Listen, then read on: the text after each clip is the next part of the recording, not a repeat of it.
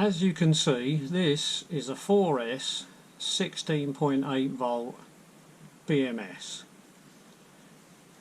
On this side it's got an area here which is for balance charging for our 4 cells, and on this side it's got 4 MOSFETs for discharge. And if I remember rightly, I think this one was a 20 amp BMS. I think it's 5, 10, 15, 20, so 20 amp BMS. Now this side seemed to work fine as far as I could tell. You could have this all connected up to your 4S, your 4 cells, and this would control the charging of them, and that would be okay. This side I found to be completely useless. If you connected it up to a fairly constant load, you probably would be okay. So I think if this was connected to something like a torch, you might get away with it.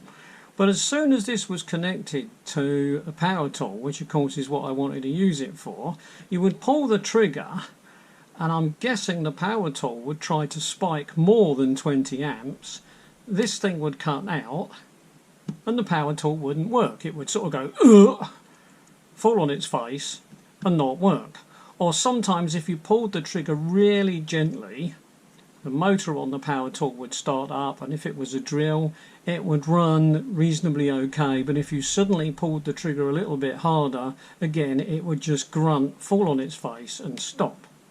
So it was the output part of this was useless, and I don't really know exactly because I never tested it, but I suspect these do not really give 20 amps. Even if they do, the drill motor must pull more than 20 amps then. That would be the only answer, because these kept cutting out. Now, as an alternative to this, I did buy some of these. Now this one here starts there as B minus and then goes B1, B2, B3, B4, B5. So in other words, this one will do 5. And then it could do 6, 7 and 8, but they're not populated in any way, so it would stop at 5. You can use it as a 4, and I've used these as a 4 and just not used one of them. I forget which one I didn't use. I can't remember if it was the last one or the first one, but I just didn't use one of them. And then this would work quite happily. But obviously this only does charge control. And what it's got is a good size resistor for each cell, and when it's charging the cells up, as soon as one reaches the right charge, I think what it does is it lets this resistor take some of the power while the others are catching up. I'm not 100% sure how it works, but it's more or less like that. When you use one of these, that's great, you've got charge control, but what you haven't got is any discharge control. And if you discharge your 18650 batteries too low, they can suffer from that. I've done some looking on the internet, and most manufacturers talk about 2.5 volts as the lowest point, and lots of manufacturers talk about 3 volts as being the lowest point. In the sense that 3 volts is the lowest point to keep the battery healthy. So a lot of manufacturers recommend that you use your batteries between fully charged, which is 4.2, down to about 3 volts, and then the BMS cuts out at 3 volts, and then you charge your batteries up again. Now of course if you use this, there is no cutout, so it just charges. There is never going to be a cutout when you use the battery. Obviously this cuts out when it's done its charging, but it won't cut out when the battery's discharging. What I do is I use a tool that's got one of these in, and when it feels slow, I'll charge it up. And then when it feels slow again, I'll charge it up. So I'm the one who's making the choice. Am I near 3 volts per cell or am I not near 3 volts per cell? I've been wondering if there is a better alternative to that. And so that is what this video is about. And everything I'm going to talk about is based around this little chap here. It's a TL431. I don't quite understand it. I've found a few people referring to it as a 5-volt regulator, which I don't really understand, because it's actually a 2.5 volt regulator. It's got 3 pins. The first one on the left is the reference. That's where it decides what voltage is it being fed. And then the next 2 pins are the anode and the cathode, so that's just the power passing through. So if you imagine power coming up here, through there, out there, or vice versa, it doesn't matter. But that pin would be the important one, it would be the reference. So have I got 2.5 volts or have I not got 2.5 volts?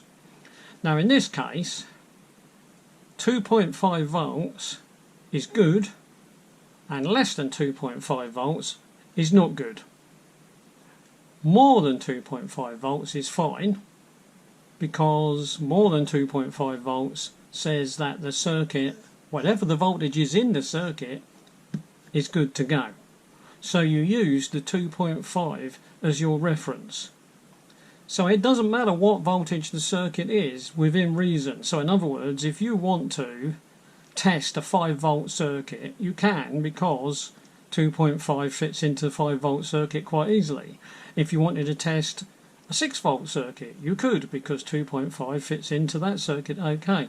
And in fact, the TL431, according to its specifications, is okay between something like 3 volts and 37 volts. So in theory, you could go right up to almost 37 volts, and this would still allow you to use the reference, which is the 2.5 volt reference. So you could effectively build a circuit that could measure 37 volts based around the 2.5 volt reference. Now I don't think you would ever go that high, but presumably common numbers like 6 volts, 12 volts, 24 volts, this is probably happy with. The highest I've tried is 12 volts, and that is what I'm going to talk about now.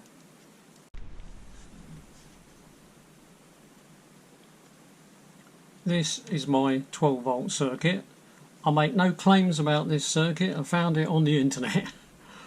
All I've done is make a few changes to make it easier for me to understand, and I've changed some of the numbers, and I've left little notes on it here and there to remind me why I changed the numbers and what the numbers are supposed to mean.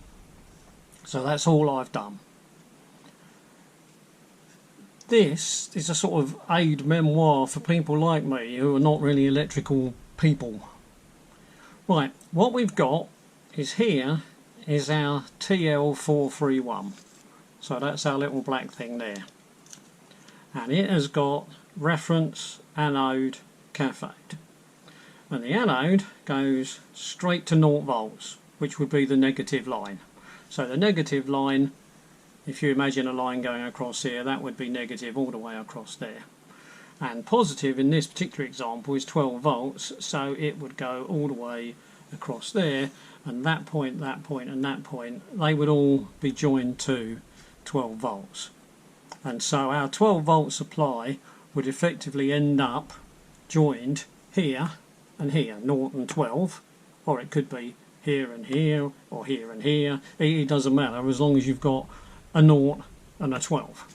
The circuit won't care. Right, so there's our anode. Our cathode goes up and through to the 12 volts, but it goes through, I've put in here a 12k resistor. Now the reason I put a 12k resistor was because the specification sheet for this that I found talked about using 0.001 amps, and so using R equals V over I, that gives you 12 volts divided by 0.001, which is 12,000 or 12k. So I decided if I put 12k there, that would give me the current that they were talking about.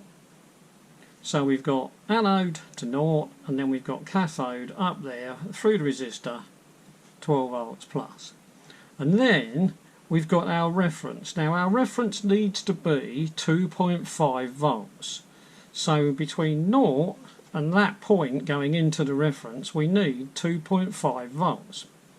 And again, I did some searching on the sheet, and the sheet said I need something like 0.0001 amps. In fact, you possibly could go even lower than that.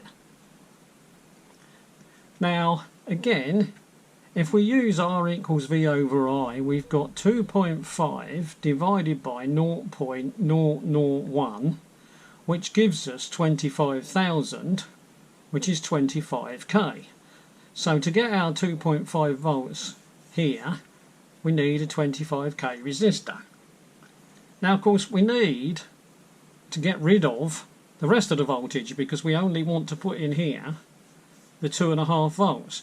So we've got 12 minus the 2.5, which gives us 9.5 volts that we don't want. And so if we look at this, we've got R equals V over I again, 9.5, so there's our 9.5 volts, divided by the same current, so there's our 0.0001, that gives us 95,000, which is 95k. So we've got here 95k. Now why I've written 35k I have no idea, but here we've got 95k. So let's make sure that's clear. That's 95k. So 95k, 25k, across the whole thing we've got 95, 100, 120. So right across the whole thing, 120k.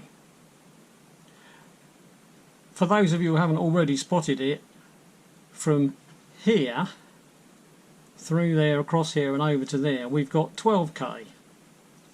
And that's because this one is 0.001 and this one is 0.0001.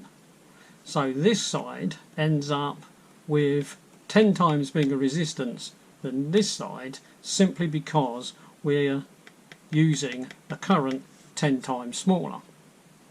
Right, so what happens now then? We put our connections 12 volts on here. This gets 2.5 volts.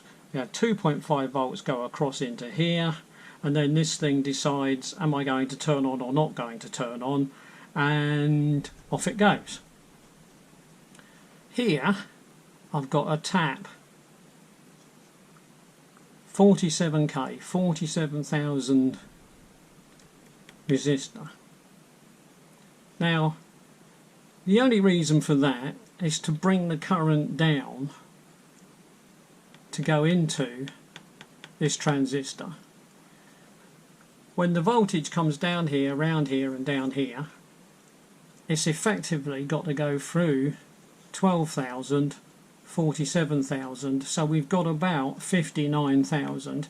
And so if we look at it as I equals V over R, we've got 12 volts divide 59,000, and it gives us 0.0002 amps. So in other words, we've got a really small current going into there, and that seems to keep this transistor happy.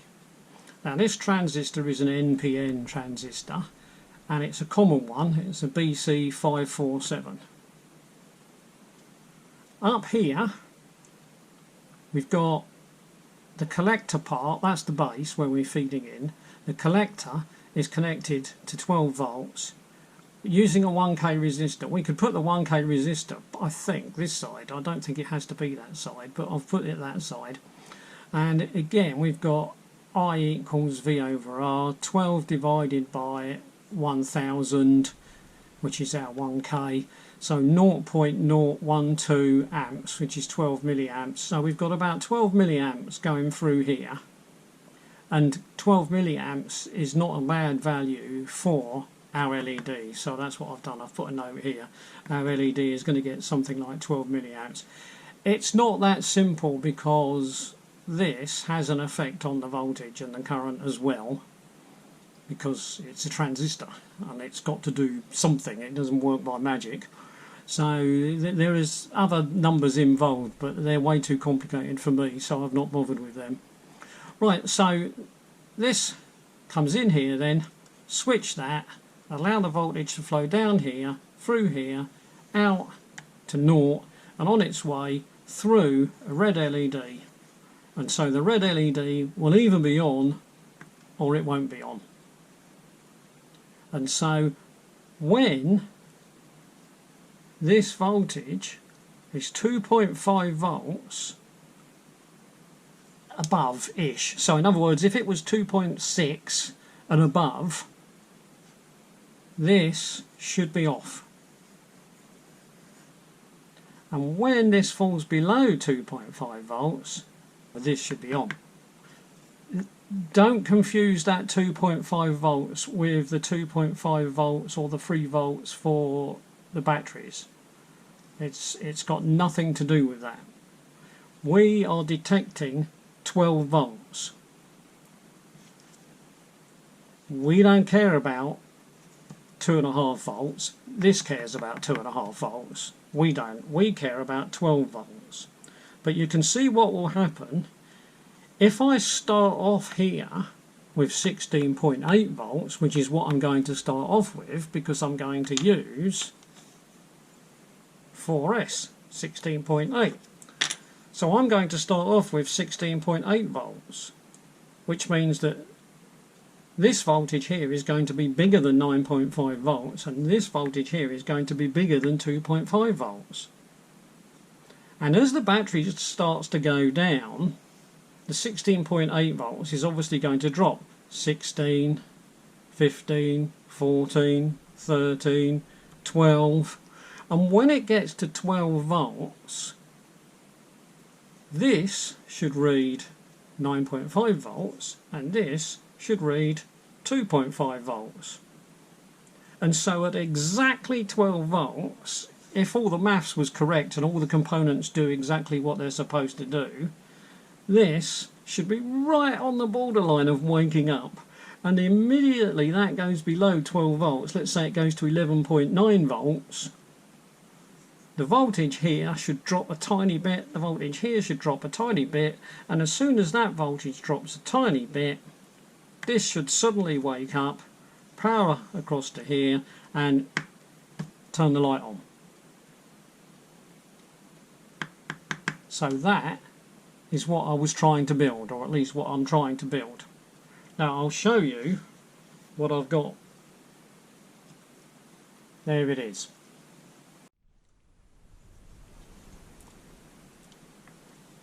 Right, to try and make sense of this, because I use white wire, for God's sake. I don't know why I use white wire, and that one should have a bit of red ink on it, and I've forgotten, but there's some red ink on that one, some red ink on that one, some red ink on that one, and then this one I've put some black ink on, and some black ink on there, and a bit of black ink on there, and a bit of black ink on there. So that would connect to my 4S batteries. Not this side, 12 volts that side. This little thing up here is our TL431. So if you imagine it turned that way round, that is that. And then you can just about see the resistor there, which is going to naught. So it's going that way, unfortunately, when this has come this way. And with a resistor here, which is coming across to here, which is that one going over to there. Now I ran into a problem that clever people out there will know, but I didn't know. I couldn't find 25k and 95k resistors. When I dug through my bin of resistors that I'd bought, I didn't have those sizes. The nearest I had was 27k, which I've written on that one, and 100k, which I've written on that one. Now when it came to this one, the 47k, I did have one of those, 47, and when it came to 12k, I did have one of those, and the 1k I should have had, but it would appear that I've used them all up and I didn't have any. So what I've put in there is the nearest lowest size, so that's 820 ohms instead of 1000 ohms. So that was the nearest I could get. And then of course there is a red LED, and this is my BC547. So effectively this is that all wired together on here.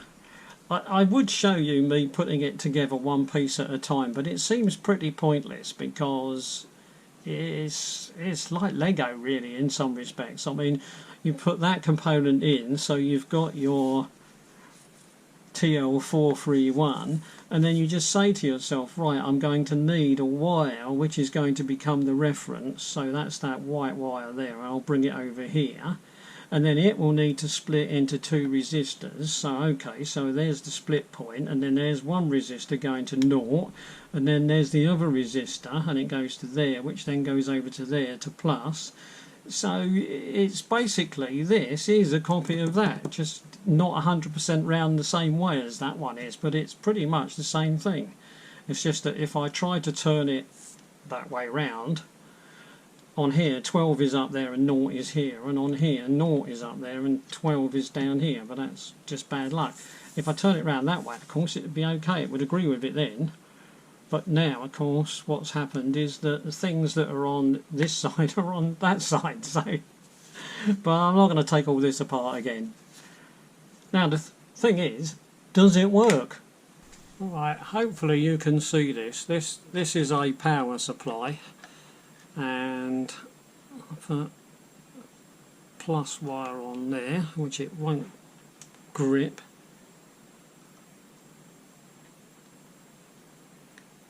Right, so there's our plus wire on there, and our minus wire on there. Move that forward a bit so that you can see it, hopefully. Right, now, hopefully this is, I'll have to wait and see if that's going to read. Oh, why am I getting a funny result here? That's not right. That's a bad connection somewhere.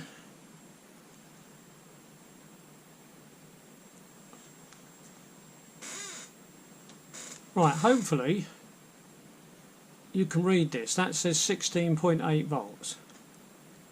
And this is variable voltage and current supply. Now what I'm going to do is I'm going to turn the voltage down.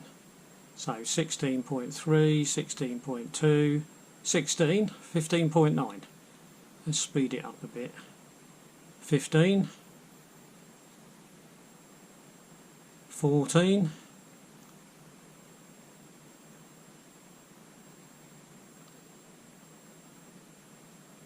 13,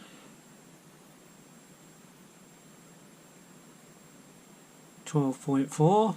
Now if you imagine all this time, that's our battery getting flat. 12.2, 12.1, 12, 11.9.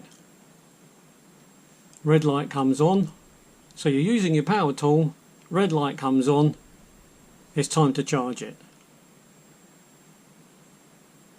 I haven't got another digit, but you can see I've gone a fraction over 11.9 by the looks of things. 12, it's off. 11.9, it's on. And you can see there's some, that's about the point, 11.9. Right, here we've got the exact same circuit.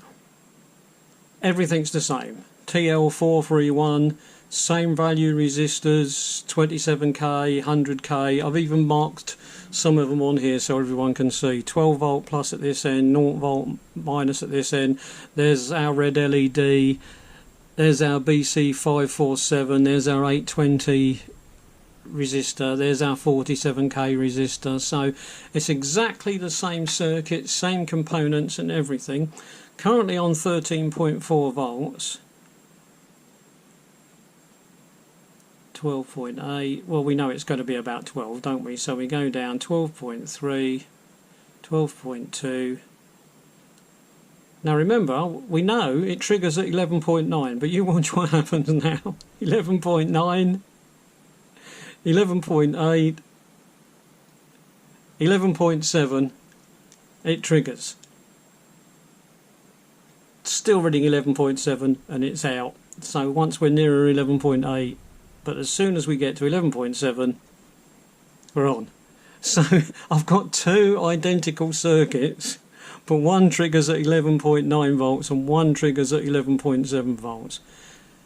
This one, if I put this circuit board inside a power tool, drill a hole in the plastic somewhere, bring that LED on a bit of wire up to the hole, then as soon as the red light comes on, if it's 16.8, then as soon as red light comes on, you know it's more or less 12 volts.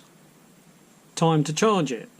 Now the chances are that you won't get that far because it will feel a little bit more sluggish already and you'll have already decided to charge it. But I quite like the idea of this, so I'm going to attach this to a power tool and see, does it give me a reasonable warning? Because if it does, then I'm going to try and build these for different voltages. So in other words, I could build one for a 7.2 volt battery.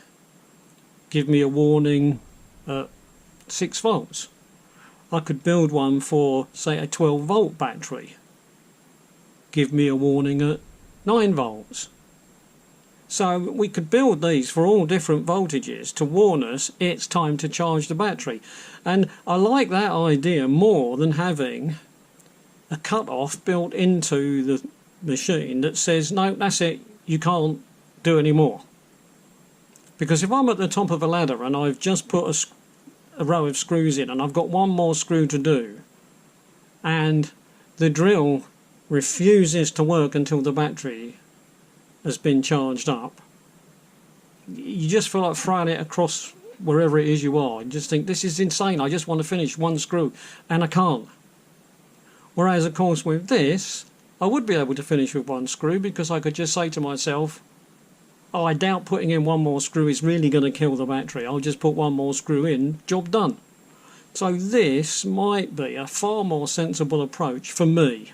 I'm not saying it's a sensible approach for anyone else, but I think it might be a better approach for me if I can get it to work satisfactorily. And so far it seems to, because like I say, we just lift that up a bit, 11.8, it won't be warning me it's flat, and 11.7 is telling me I need to charge it up. And of course 11.7 is going to be split between 4 batteries, so the fact that that's not 12, instead of them being 4 batteries at 3 volts each to give 12 volts, I mean we're talking about perhaps 2.9, something like that. So it's not really going to matter that this is 11.7.